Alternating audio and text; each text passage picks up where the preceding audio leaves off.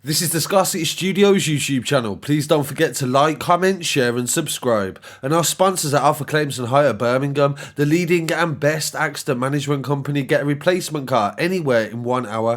I really appreciate you joining me today, and these are some updates coming from Birmingham. The first one is a story that broke on Friday, and with all breaking news stories, we are always considerate of the family. So if anything you want removing from the story, feel free to contact me at news@scarcitystudios.com. This is something that the mainstream media always seem to forget, is making sure that the story is done to the standard that the family are happy with, and we're also considerate of any religious beliefs as well. But at the same time, it's very important that these stories are known and also the victims can be paid respects to by the public. This first story comes from Small Heath in Birmingham, and the victim of the murder on Friday has been named as Yahya Sharif. Police have not arrested anybody for his murder, but they've identified him, and he's aged 18 years old. He was seriously injured in a knife attack on Coventry Road just after 5:30 p.m. on the 10th of December. Despite the best efforts of paramedics, Yahya from Nechells was confirmed dead at the scene.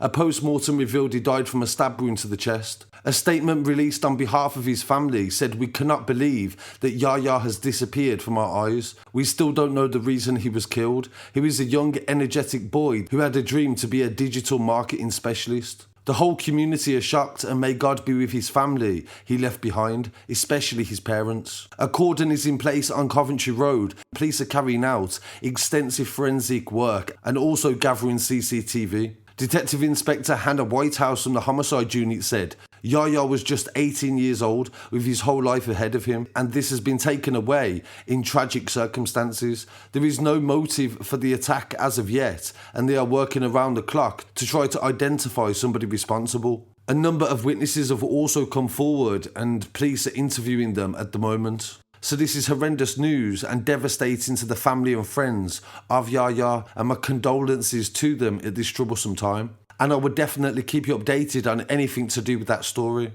Over the weekend in Birmingham, Birmingham City Football Club were playing, and the fans decided to make a tribute march through the city out of respect for Arthur Hughes, the 6-year-old that was murdered by his stepmother and his father. I have covered his story for several months on the channel, throughout the trial and also the conclusion as well. And it really highlighted the devastating realities for some children growing up in some households. And sadly, there are many other children that were in Arthur's situation, and they actually survived childhood. And this is why it's so important to make sure that you're doing everything we can as a community to try to support and encourage younger children to take a better direction in life, because you never know what someone went through at home or grew up around. So rest in peace to Arthur Hughes, and massive respect to the Birmingham City Football Club fans for paying respects to him in this way.